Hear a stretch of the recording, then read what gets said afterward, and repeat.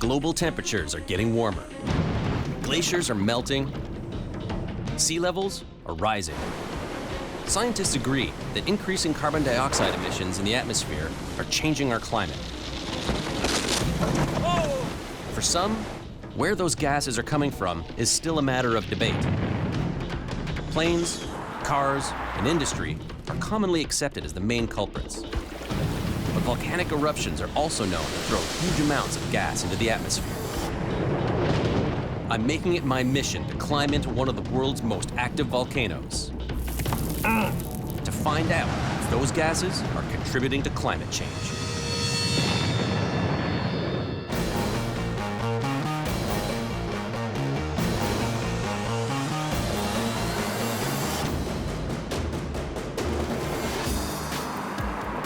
It blows me away every time I see this many cars. And this is just one highway in one city. How much carbon dioxide are we putting into the atmosphere? But it's not just us. There are other more natural sources of greenhouse gas as well. Things such as melting permafrost and cow farts, believe it or not. Some people even say that the volcanoes of the world are creating more greenhouse gas than all of the human activity combined. How do you respond to people who are, I don't even use the word skeptic, because skeptic is not the right word. Denier is a better word. Deniers who are claiming volcanoes contribute more greenhouse gases than all of the industrialized countries put together. What we're dealing here with is a deeply held belief system. It could have elements of political persuasion.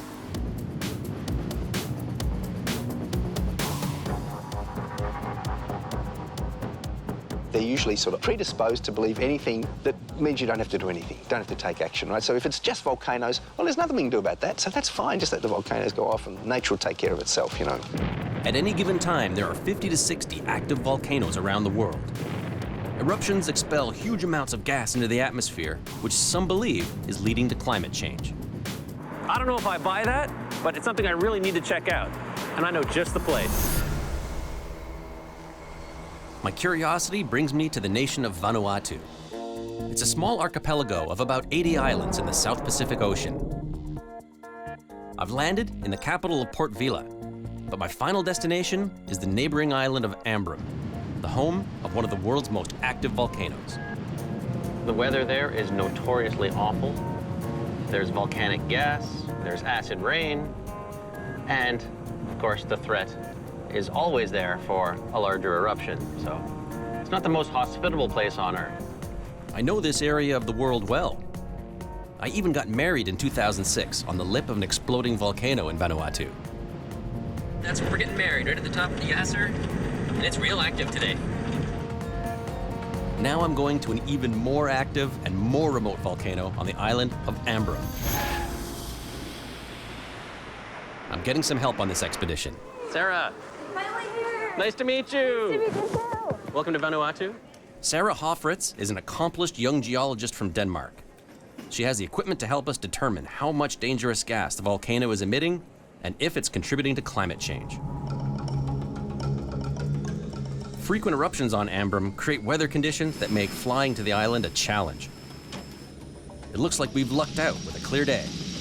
The trick is it going to be clear on Ambrym? Typically, the place is shrouded in cloud a lot of the time. So I've got my fingers crossed. I'm very hopeful. So far, so good. I'm very interested in seeing how nature is behaving in this setting. It's gonna be cool. There are two active volcanic cones on this island, Mount Benbow and Mount Maroom. Over the past decade, there's been an increase in emissions of volcanic gases from both of them. In 2009, approximately 15,000 tons of sulfur dioxide was emitted into the atmosphere in one day.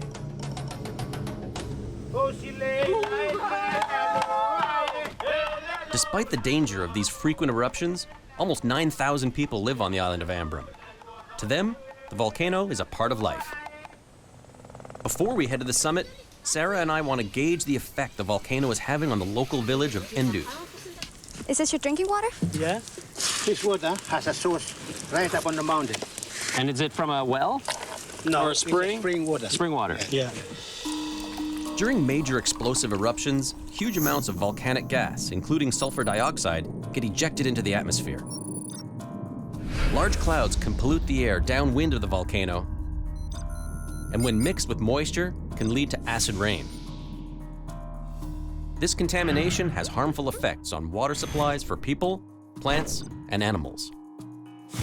Sarah came equipped to determine if this community is at risk. Today, we're testing the drinking water. What do we have here? This is a conductivity meter, and that will tell me how many ions in the water. 270. Yeah, 270 microsiemens. So that means there definitely is some ions in the water. Very likely some sulfur and some fluorine, which is still rather high. To put it into perspective, pure drinking water typically contains less than 5 microsiemens of concentrated minerals. This town's water is over 50 times that amount. Drinking contaminated water can damage teeth and bones. A recent government of Vanuatu report predicts a dire future for the island as future eruptions and resulting contamination from acid rain is almost certain.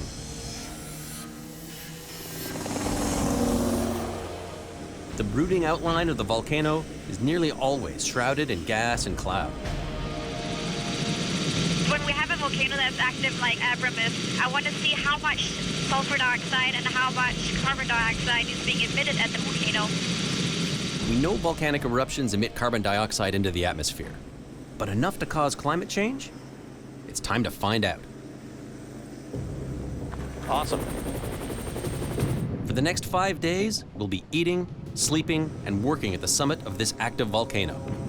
This is about as far away from civilization as it gets. Welcome to Madam. That's your line. That's your line.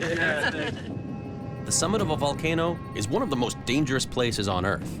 The air is heavy with a mixture of gases, and when inhaled, it can be deadly. The conditions up here are so bad, I'd say the only place you'd find them is on another planet. Our guide is Jeff Mackley, nicknamed Danger Man. He was the first person to explore the depths of this volcano.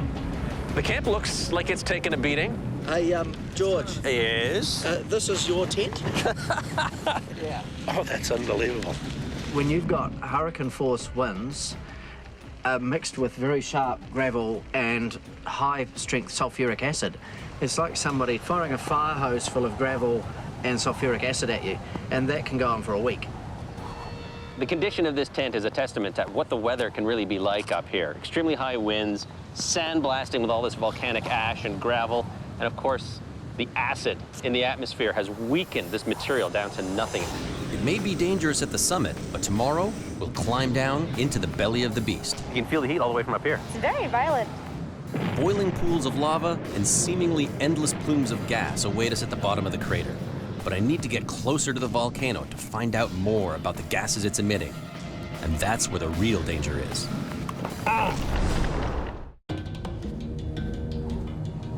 Very few volcanoes are capable of producing the amount of gas that Ambram can. There are several vents here that are all vigorously degassing hydrogen sulfide, sulfur dioxide, carbon dioxide, hydrogen fluoride. Are these dangerous gases contributing to our warming planet? Sarah has the latest technology to measure just that. She's using a fly speck to measure the sulfur dioxide levels in the air at Ambram. So now it's scanning through the plume, going from over here and scanning the way through. This data will reflect the amount of toxic SO2 at the summit and help us understand if and how this contributes to climate change. But to get more data, we'll have to go straight to the source.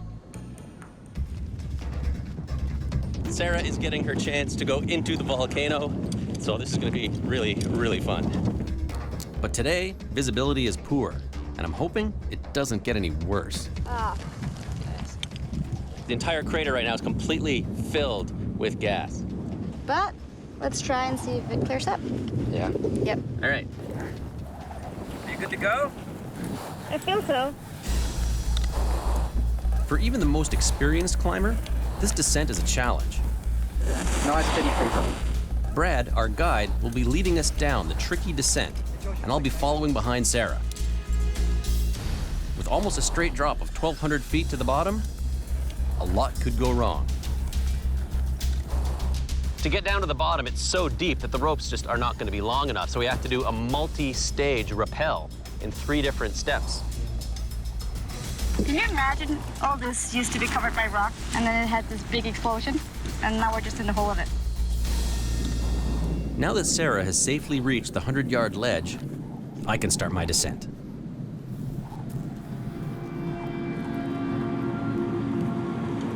This is insane.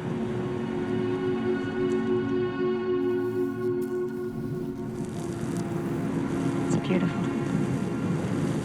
You know, everything around here is trying to kill you, but apart from that, it's great. The weather is closing in, making it hard to see where we're climbing. Not feeling very confident about this.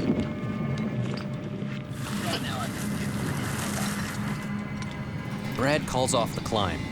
It's too dangerous. The visibility has gotten so poor that we'd be doing the descent virtually blind. Our visit to the crater will have to wait. Maybe next time.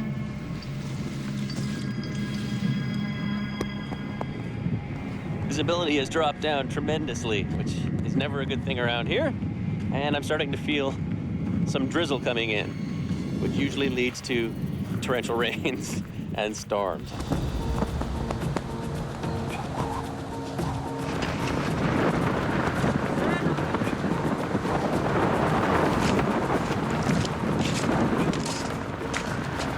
You can hear the roar of the wind and the gravel being brought towards you. And then your tent just violently shakes.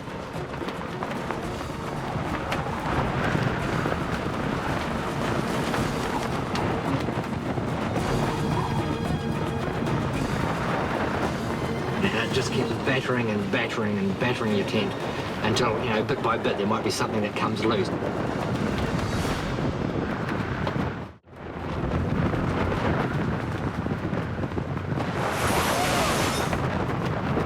An unexpected storm has delayed our mission. Basically shredded. We need to seal that corner up too, or we'll lose that. We've done everything we can to secure our tents. Now, we just need to hunker down and ride out this ferocious storm.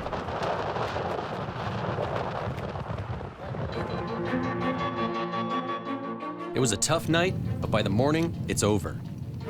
Now we have to get back to work, which means getting to the bottom of the crater, poor visibility or not.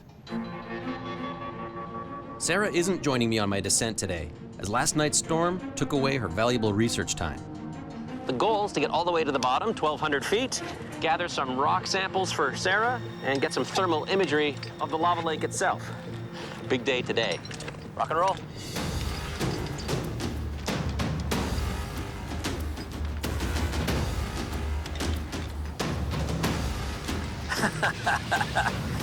It's ridiculous. Just the sound of the lava lake below. It's wild. I've described it to people as sounding like the devil's washing machine. And you don't want to end up in that spin cycle. The biggest danger is rock fall. If you knock a rope, rock comes down, hits your buddy in the head, you're dead meat.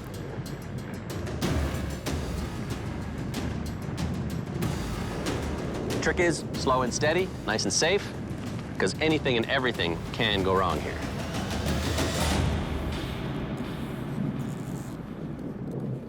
At the summit, Sarah is measuring how much carbon dioxide is being emitted from the soil. As long as a volcano is active, it's emitting gases. The carbon dioxide migrates through cracks to the soil on the side of the volcano. The levels of CO2 found will help Sarah in her analysis of whether volcanoes are leading to climate change. 3,000, 4,000, 5,000. I'm getting really high values. I want to see how it compares to measurements up on the crater side and getting closer and closer to the caldera rim. It takes me 2 grueling hours to make it down to the bottom of the crater. Top side, I am free of the rope. Okay, we're gonna get our first look at this thing up close. Wow. This is liquid rock. The heat is just unbelievable right now. It's burning the back of my neck. Lava lakes are a rare phenomenon. formed when molten lava becomes trapped in a volcanic crater. First things first, I'm gonna get some thermal images. Examining thermal images helps us understand more about the volcano and its activity. Unless you've actually experienced lava firsthand, it's hard to comprehend just how hot it is. Normal body temperature is 98.6 degrees Fahrenheit. The average oven reaches 450 degrees Fahrenheit. 1200 Fahrenheit. This is a whole other level of heat. 1400, 1600, 1697. Holy cow. I gotta be careful, I'm definitely within the splash zone.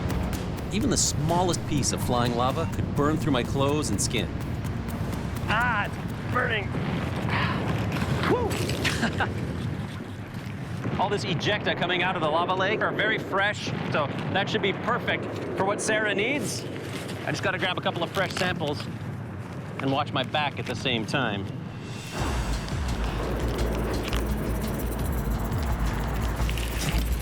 It's really scary turning your back on this thing.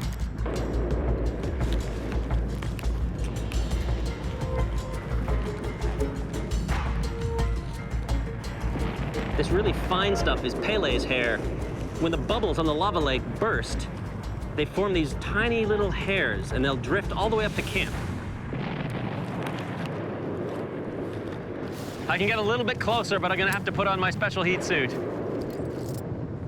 It's a good thing I came prepared. This suit can withstand temperatures up to 3,000 degrees. I think I'm ready.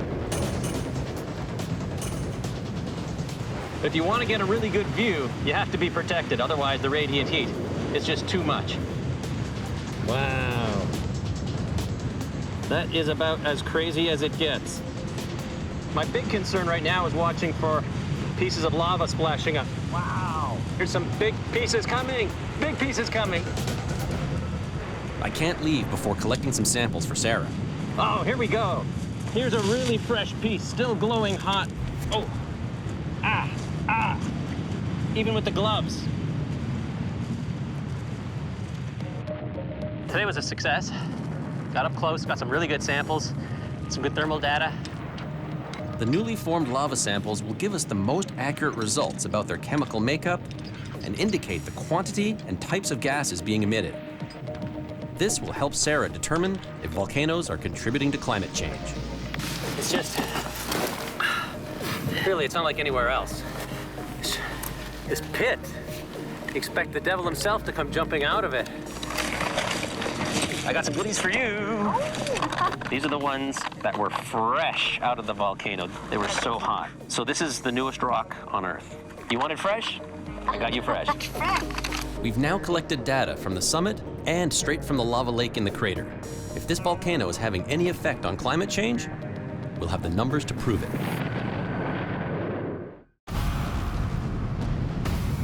We've spent the last few days on this volcano gathering data to help investigate the claim that volcanoes contribute to climate change.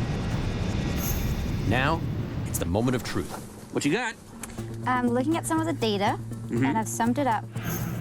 First, Sarah analyzes the carbon dioxide readings she took from the soil surrounding the volcano. How much gas is it emitting? The carbon dioxide is up around 21,000 tons a day. 21,000 tons a day just from here, yeah? Yes, from the Ambrum. Next, Sarah adds up the sulfur dioxide emissions she took at the summit to see how much Ambrum is releasing. The volcano here is emitting around 7,800 tons a day. It's a lot of sulfur dioxide. But to get a clear answer, Sarah needs to add the sulfur dioxide and carbon dioxide results to the data that's being collected from other volcanoes around the world. Total volcanic budget, global, that's 0.26 gigatons a year.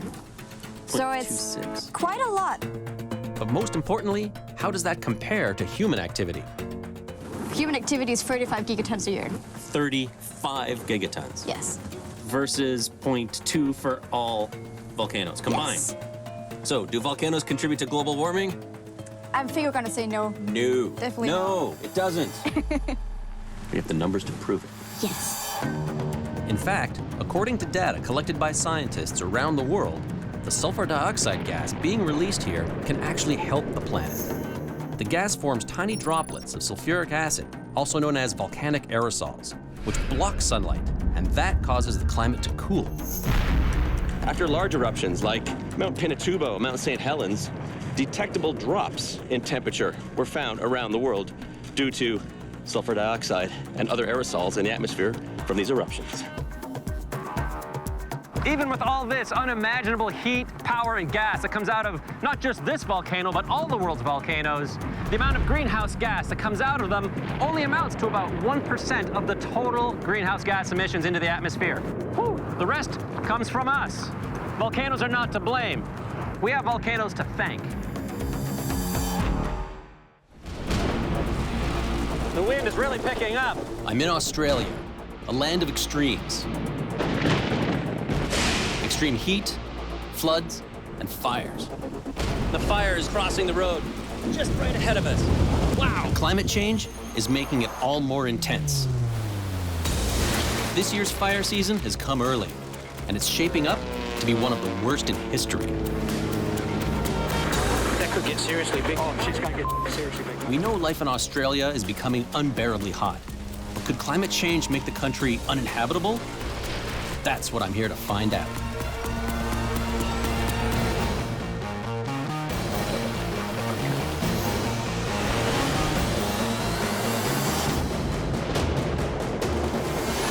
Australia is vast and diverse, with coasts that meet 5 different seas. Being down under usually conjures images of an idyllic life of surf and sand, but a more realistic portrait of the country is emerging, that of a hostile desert. The Central Australian outback. This place is inhospitable on a good day. Droughts and heat waves are commonplace here. Last summer, they experienced the hottest day on record, the hottest month on record, and the hottest summer on record. In fact, Australia had to add 2 new colors to its weather maps for temperatures hotter than 122 degrees Fahrenheit. Sun is something we escape here. Sun is something we avoid here. The sun will kill you here, quite literally. You're outside with no shelter, 3 days is all you got. I came to Australia on a mission of discovery to find out if climate change was causing this place to become uninhabitable. Flooding, droughts, and heat waves are nothing new here, but records show they're increasing in intensity and frequency. Deaths from heat waves have doubled in the last decade. Drought has drained reservoirs and driven families off the land they've farmed for generations. But what's fueling all these extremes? Without a doubt, this stuff's being driven up by the fact we've got more greenhouse gases in the atmosphere. The climate's warming, it's shifting to a hotter state. Australia is part of a global problem. Countries around the world are pumping more carbon into the atmosphere than ever before, mostly by burning coal, oil, and gas. The resulting extremes in weather, prolonged heat and bone-dry conditions lead to vicious bushfires. Lightning is most often the spark. Victoria ablaze. Year after year, the fire season is starting earlier, lasting longer, and fires are burning more intensely. These things aren't just fires creeping along, these are firestorms. These are roiling, burning masses of gas that can just jump across grassy areas and start burning. They're huge phenomena that can move quickly, develop quickly, and fires are only going to get worse. Bushfires are almost 20 times more deadly and 80 times more destructive than a century ago. This morning in the Adelaide Hills, it's already a scorching 100 degrees Fahrenheit. The danger has been elevated last night up to catastrophic for today, and doesn't really get any more dangerous than catastrophic. A decade ago, the worst fire weather conditions were called extreme. They've since had to add a level beyond that, catastrophic.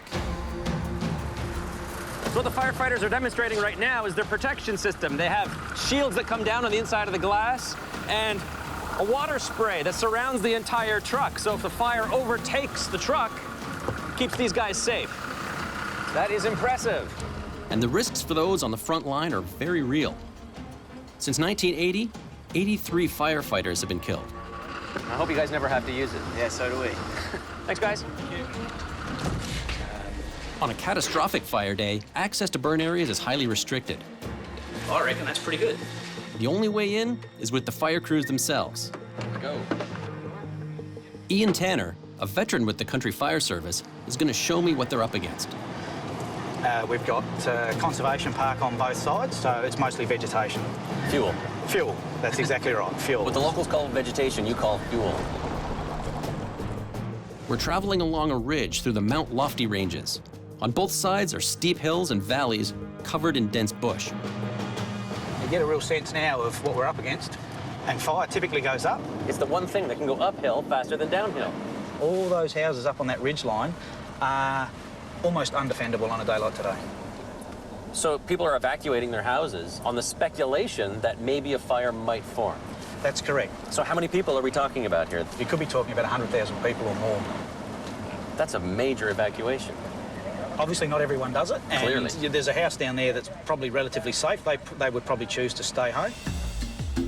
The Moorcrofts are incredibly well armed in their fight to protect their home from fire.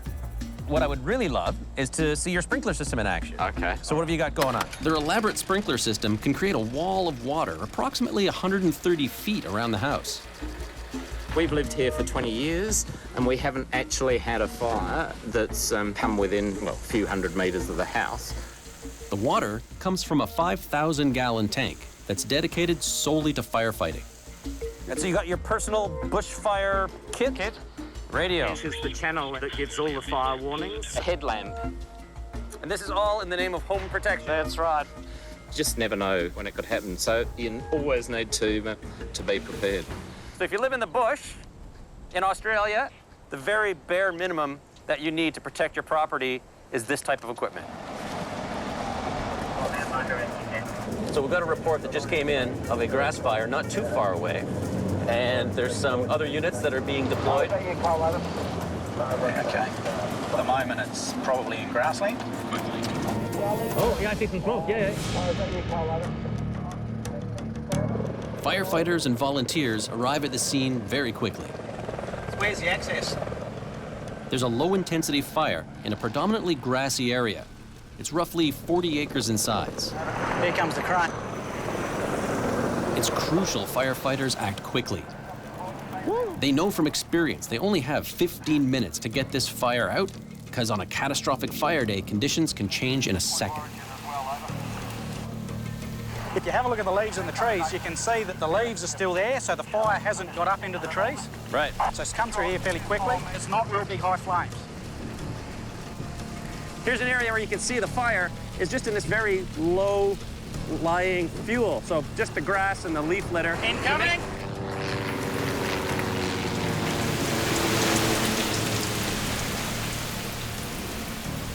Fire retardants. In no time, the fire is pretty much out. These guys are really on the ball. They're so fast at what they do. Ground crews are backed by highly trained professionals and volunteers who dispatch crews and analyze fire behavior. As climate change increases the intensity of bushfires, operations have had to grow larger and more sophisticated. It's very fluky wind at the moment. You can feel that wind now picking up? That doesn't bode well for the rest of the afternoon. No. This steep topography can funnel the wind, making fire behavior very unpredictable. You can see how these hot spots can easily flare up again. It doesn't take much. You get a little ember from something like this, and you've got a whole new fire. And just as the fire is almost completely put out, Ian gets bad news. It's jumped. Right. Jumped across this little valley. Crews have to act fast. They know that one ember in this thick brush with poor access could turn this small grass fire into a monster. And the fire is just right ahead of us. Wow! As climate change raises temperatures across Australia, it's fueling unprecedented bushfires. Okay, that fire behind us. What started as a small grass fire that was nearly put out has jumped into the thicker brush and is growing very quickly. It's coming up through the grass here. Water bomber overhead. You can see it's getting very, very close, and it's gonna jump this. This is no fire break, it's gonna go. We're getting called back. Yeah, we're going. It's spotted over the creek. Now, if it does that again and again, it gets very hard. Australian bushfires are notorious for jumping huge distances. This is largely because of the eucalyptus trees. Firefighters call them gasoline trees because fire moves incredibly fast up the trunk, along the string of bark to the canopy of the tree. Up there, broad leaves that are filled with combustible eucalyptus oil don't just burn, they explode, shooting flaming bark and leaves in all directions. Add a good wind, and fire can be thrown as far as 20 miles away.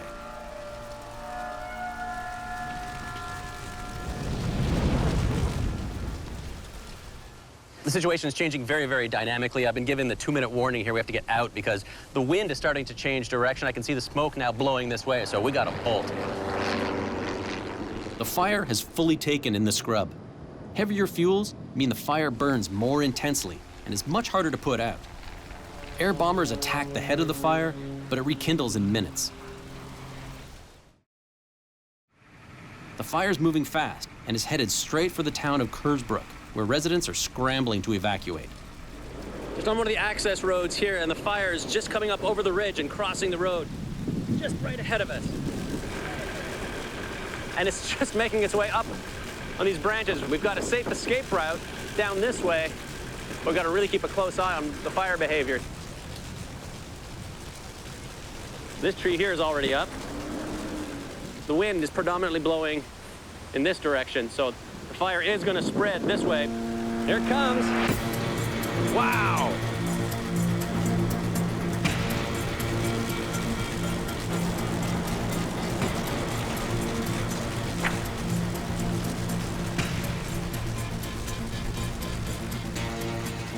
In just a few hours, the fire has left a path of destruction through the hills 10 miles long and a half-mile wide. Water bomber. Lizard running from the fire. That's what happens. The fire just pushes all these animals out ahead, and they're just running for their lives. So I'm gonna bring them over to a safe spot and let them free. Fire continues down the ridge, leaving total destruction in its wake. So you'll see it's not much left now. So all this fire damage is just moments old. It's still hot. Topography drew it to the top of the hill, and now it's heading south again at a fair rate of knots. The fire burns through the forest, heating the ground 40 feet in front of it, making it impossible for crews to get close. We're able to follow the tail of the fire. That is, until shifting winds change everything. Wow. Until now, this fire was spreading with a narrow front. An extreme 90-degree wind shift has now turned the flank fire into a head fire, going from a half-mile wide front to a 10-mile wide front in the blink of an eye. Is there any chance we're going to be able to stop it getting through there? No way, mate. That could get seriously big. Oh, shit's going to get seriously big, mate. Support is called in from fire services in the neighboring states. But will they have the resources to stop the fire before it sweeps into the populated hillside towns?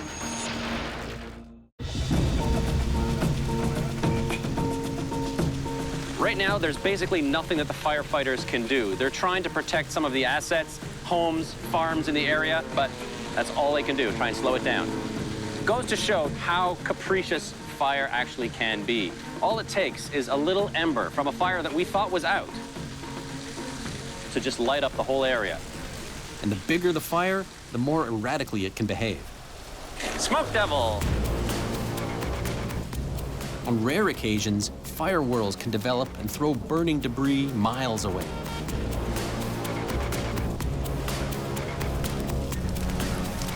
Whoa! This bunch of trees is basically exploding right here. The oil in the eucalyptus is picking up all that heat, and there was just this big surge. Oh. The wind is really picking up.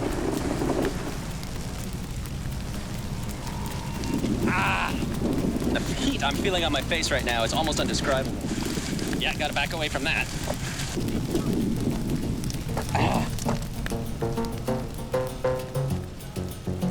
Let's make sure the wildlife here has an exit. The fire spreads erratically and is fanned in some places by 65-mile-an-hour winds. It's burning in what is Australia's third hottest year ever recorded. The hottest was just 2 years earlier. Looks like there's possibly another fire out here. See the smoke on the horizon? As night falls, firefighters do everything they can to contain this out-of-control bushfire. Crews will start to get on top of it tonight. Tomorrow could be a whole nother interesting story with some more bad weather forecast. Time will tell. Time will tell. Fire crews work all through the night. But the mark of a heat wave is that nighttime temperatures aren't much lower than in the daytime.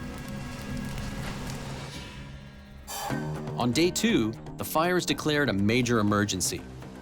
So far, it's burned through 27,000 acres. It's hit 4 towns, and 13 firefighters have been injured, and they have to deal with more catastrophic fire weather. It is a scorching hot day with very low relative humidity. Of course, as these temperatures continue to stay hot year after year after year, we're just going to see more and more fires just like this one. We know this because we can see that all of Australia's weather is changing. Because of climate change, Australian winters are now dumping more rainfall in big bursts, causing flooding, which results in more vegetation growth and so denser bush. But in the summer, the heat is on. More hot, dry days lead to drought, and all that dense bush turns into kindling. All you need is a spark to start a raging wildfire. We're briefed that 2 new major fires have broken out and are threatening the towns of Tantanoola and Glen Cove. How's the house in here? Don't know, I'll ask him to go in and check.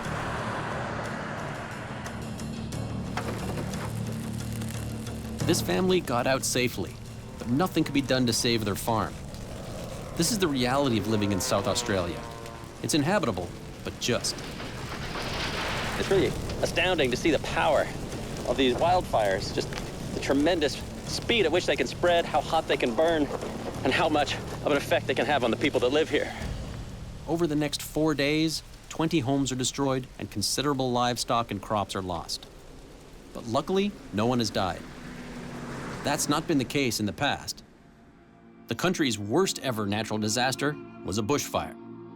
We're finding more bodies as we gain access. In 2009, 173 people died in the Black Saturday fire. Will firefighters in South Australia be able to stop this fire from turning into a similar disaster? By day 5, fire crews in South Australia are exhausted, but they continue to do everything they can to protect surrounding communities. We want neat edges right along this other side if we can. What really impresses me is the response that you guys have. So many trucks, so many volunteers. The people around here really do seem to listen to the warnings. Yep. And obviously, some places, all you can do is stand back and watch. There's nothing you can do in a lot of situations. So, yeah.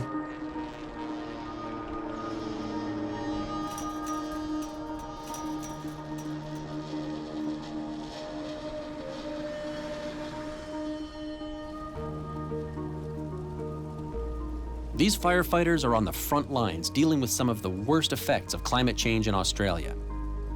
Ultimately, it takes them 6 days to bring this bushfire under control. It burned through almost 32,000 acres.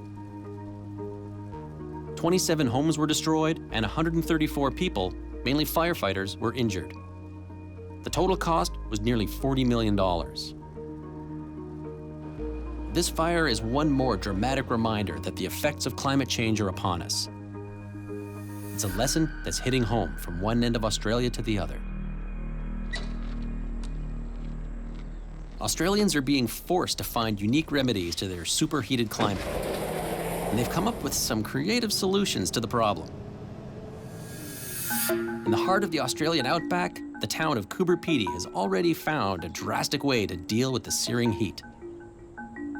Well, come on down and I'll give you an idea of how we live.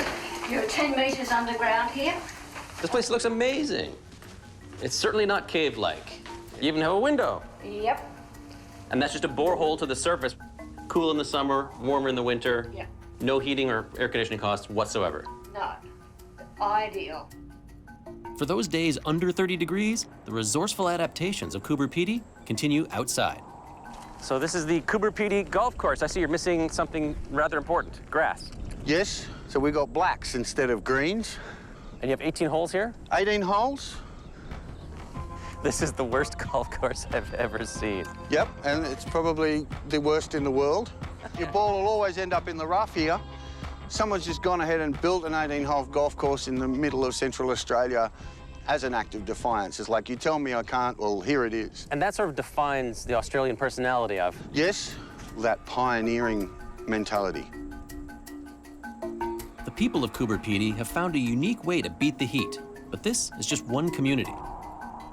If temperatures keep rising the way they have been, the entire country may soon look like this. But will it become uninhabitable? Well, not to Australians. The one thing that I've learned about these people is that they are strong, they are resilient. They take pride in being able to adapt and survive in these types of environments, as harsh as they might be.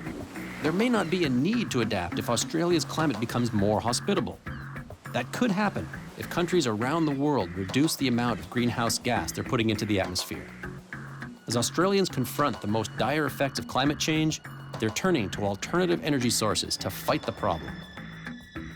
Australia is giving the rest of the world a glimpse of the future if climate change goes unchecked. Maybe it can also show the world what can be done to fight it. I'm in Siberia, the coldest inhabited place on Earth. As global temperatures rise, this enormous icy land is melting. The entire region is built on top of permafrost, which is now thawing at an alarming rate. The ground is collapsing, traditional ways of life are threatened, and large amounts of previously trapped methane gas are seeping into the atmosphere. Siberia's big thaw could have a catastrophic effect on the entire planet.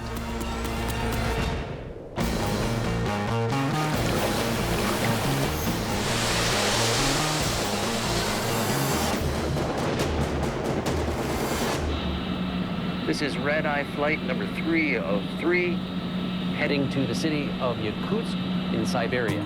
We're on our way to one of the most northerly cities in Russia. Just 280 miles from the Arctic Circle, 6 time zones from Moscow.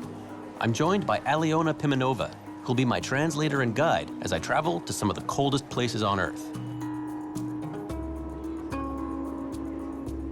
It's my first time in Siberia. It's an enormous region that covers 77% of Russia.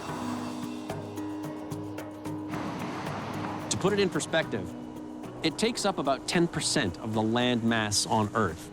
It is massive, and a good portion of that is permafrost. That land that is frozen all the time except for that top layer that freezes in the winter, thaws in the summer. 70% of Russia lies on permafrost.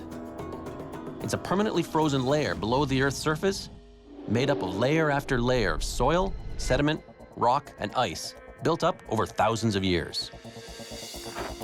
So, how deep does it go?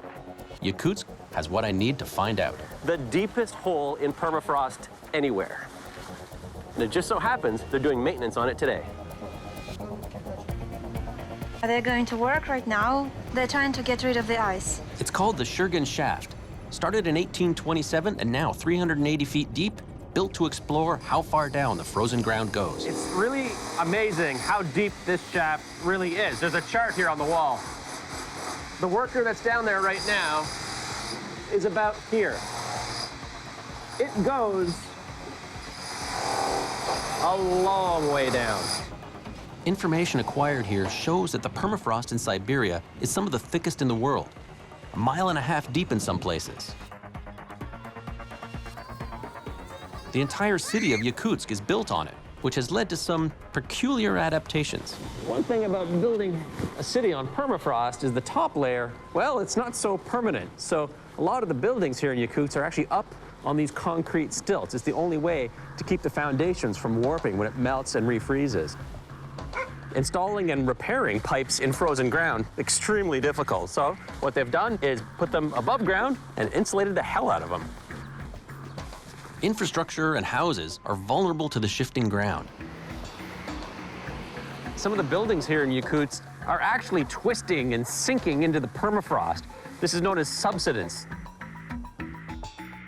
The top layer refreezes each winter, but to varying thicknesses as Siberia gets warmer. Today, it's -1 degree Celsius, which is far from normal. The average winter temperature here in Yakutsk is actually -34 degrees. It is nowhere near that today. The skaters are enjoying this warm spell.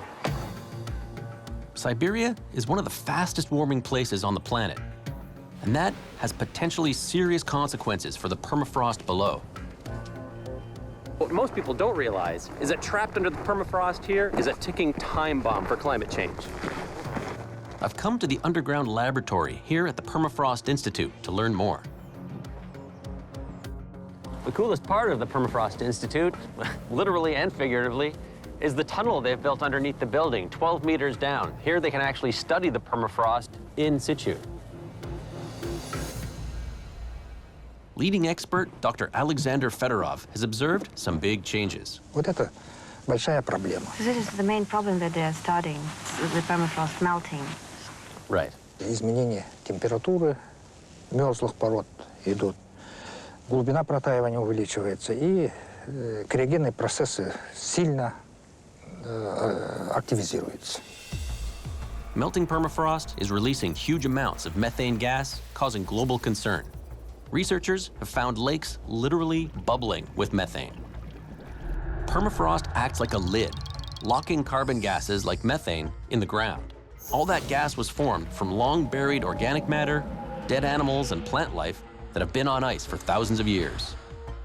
Now, increased heat is penetrating deeper into the permafrost, thawing it, and releasing these dangerous greenhouse gases into the atmosphere.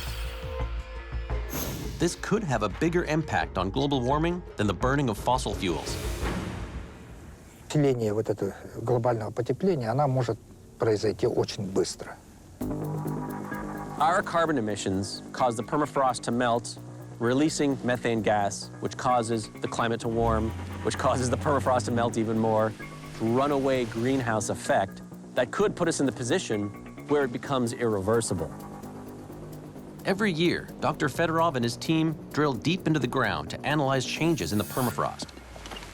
How far down do you drill? 5 meters, 6 meters. That's some tough stuff.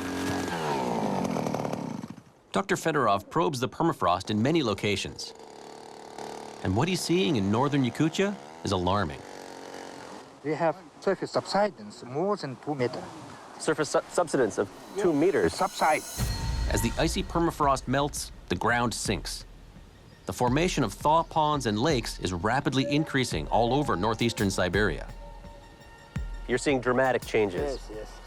Scientists predict that the area of permafrost in the northern hemisphere will decline by 20 to 35% by the middle of this century, releasing a monumental amount of greenhouse gas. But as the ground melts, it's also unearthing some fascinating finds. It looks like roadkill from last week, but it's 12,000 years old. While the melting permafrost is a major concern, there is one positive side effect. The thawing has led to some incredible discoveries. It's not just methane gas that's released by the melting permafrost. Sometimes things like woolly mammoths are found here, and Yakutia is the place in the world to find these frozen prehistoric creatures. There's a researcher here who's going to show me exactly what that's all about. The Mammoth Museum houses the most diverse collection of ancient animals in the world, some of which were recently exposed in the thawing ground. Do you think that as our climate gets warmer, it'll be easier to find more of these mammoths? Да, возможно, есть какая-то связь. Да? Сейчас вот у нас на севере Якутии образовалась огромная дыра в земле, котловина, где вот нашли вот этого бизончика, который там лежит, и тушу лошади. Today, Professor Grigoriev is taking me behind the scenes to show me some of his most impressive discoveries. Most important place in museum.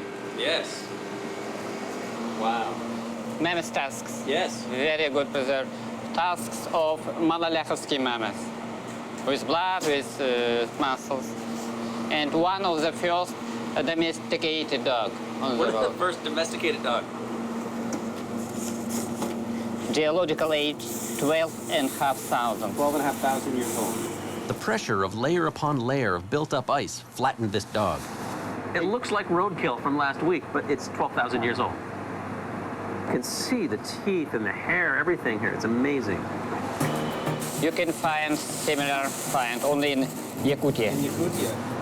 Without a question, this is the strangest walk-in freezer that I've ever been in. The discovery of prehistoric animals demonstrates that the land is thawing, but how much of it is melting is so far unknown. So I've met with the scientists, but what I want to do next is meet with the people who live off the land. I want to see how the melting permafrost is affecting them. I'm hitting the road and heading far north to some of the most isolated communities in Russia. I'll be camping with reindeer herders along the way to my ultimate destination, Oymyakon, the coldest town on Earth. Eliona! Oh. Eliona and our driver Artum will be making the journey with me. It's going to take 4 days of driving in treacherous conditions. First, we need to get across the Lena River, which for now is frozen solid. At least that's what I like to believe. Today is about an 8 to 10 hour drive getting from Yakutsk up to Kandiga, and that's where we're going to be spending the night. And back onto solid ground. We're now on the Kolyma Highway, otherwise known as the Road of Bones. It looks like any other road, but very few roads have the history that this one does. It was built during the Stalinist era by the prisoners of the infamous Gulag labor camps. The skeletons of the forced laborers who died during its construction were just buried into the road itself. The road is notoriously treacherous. It was laid on permafrost, so it's twisted and uneven. In places, it's very narrow and covered in a layer of thick snow. A common practice during the coldest part of the year is to never travel alone. If you break down and you've got no help, bad things happen very quickly when it's minus 50. It doesn't take long before we spot trouble up ahead.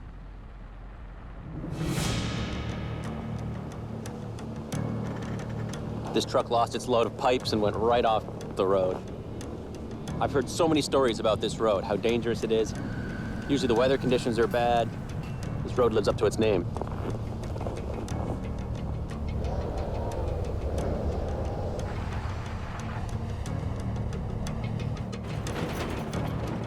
An hour and a half later, there's another accident. So the emergency services guys are down there right now. Oh, wow. It's been just one obstacle after another all day long, and we still have a long way to go. We press on, but getting to Oymyakon is not going to be easy. After sneaking in a few hours of sleep in Kandiga, we're back on the road early the next day. So the plan today is to go a little further north up to one of the Gulag areas. Heaven forbid, if you were a criminal or a political prisoner, this is where you would have been sent. It's quite a bit further north. It's going to take quite a few hours to get up there on a really bad road. And the camp is away from the roads. It's not going to be easy to find.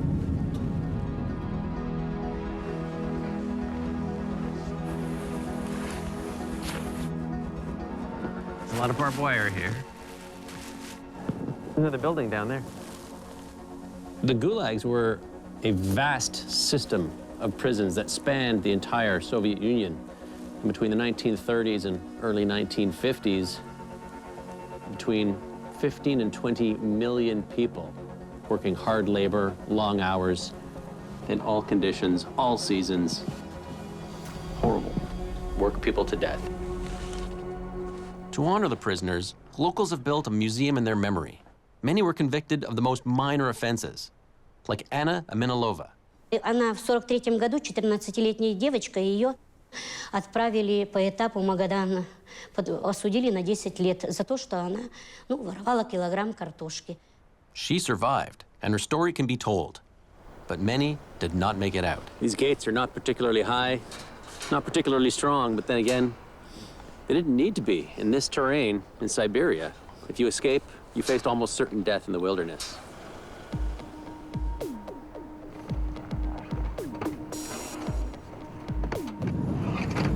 We're back on the road to Bones, and our plan is to reach the reindeer herders of Uchigai first thing tomorrow. It's slow going, and we're down to one lane when we hit another roadblock. This is actually a pretty serious situation right now. We have several vehicles stuck on this road, and no one can move in either direction. Not good. Thankfully, it's not minus 50.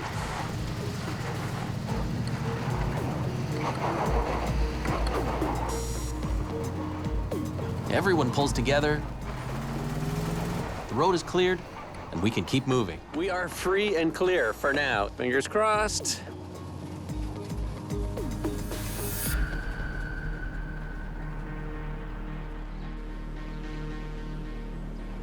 Time to switch up the mode of transportation. I'm joining the local reindeer herders for a journey into the wilderness. Their 1,400-year-old way of life is being threatened by the changing climate, and I want to understand more. Off to the next leg of my adventure. On a reindeer sled in Siberia. Woo! It's like dog sledding with less barking. Reindeer herders rely on the income from selling reindeer meat, a staple in this part of the world. They're constantly moving and must trek every few weeks across this vast wilderness to find new pastures for their reindeer to graze. Whoa! Ow. Oh. We just had some kind of harness failure. Ouch. After 3 hours of sledding, we've hit base camp. It's home for tonight. The temperature is minus 20, which is actually warm for this time of year, a trend the local herders have noticed. В этом году в ноябре-декабре тепло было, потом резко в какой-то период заморозки стали, потом опять потеплело потихоньку.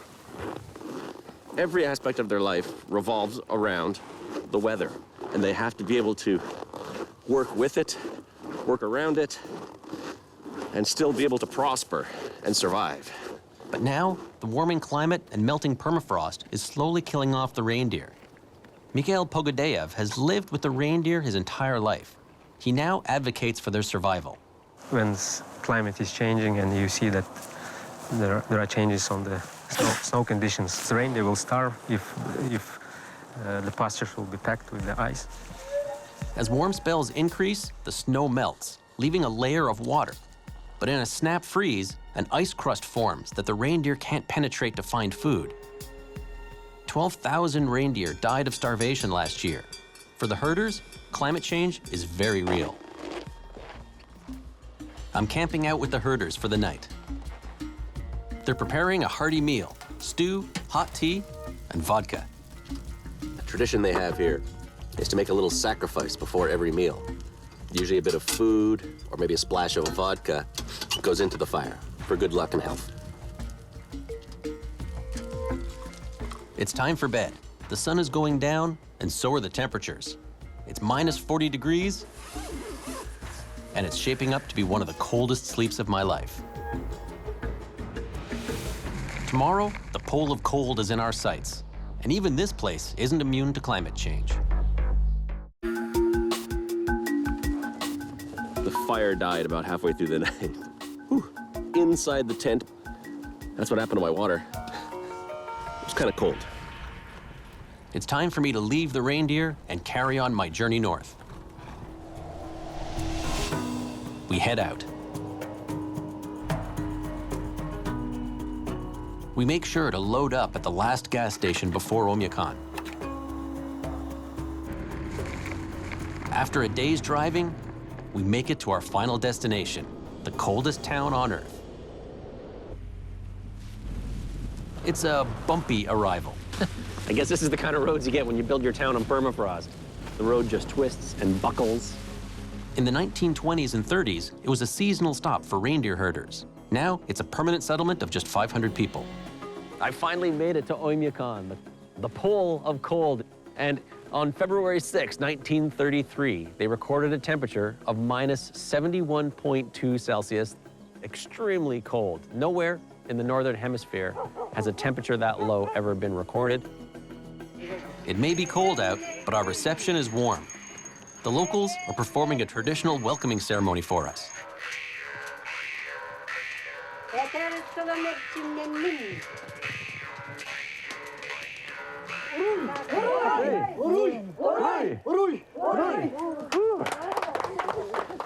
So what is it about this place in particular that makes it so cold? The main reason is that Oymyakon sits in a valley. The cold air is trapped by these mountains, and it just sits there and pools.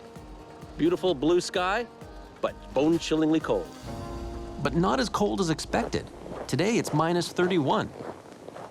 Aliona and I are at the local weather station where we meet meteorologist Mika Bakarova. They've been recording temperatures for the last 50 years here and have observed some big changes. Вторая декада марта официальная, на 4 градуса температура была выше средних многолетних норм. Local fishermen have noticed the shift as well. А раньше здесь лед такая толстая была, да? Сейчас уже такая становится. Потоньше. Arctic temperatures are expected to increase between 1.5 to 2.5 degrees by 2040, meaning the permafrost will continue to thaw at a dangerous rate.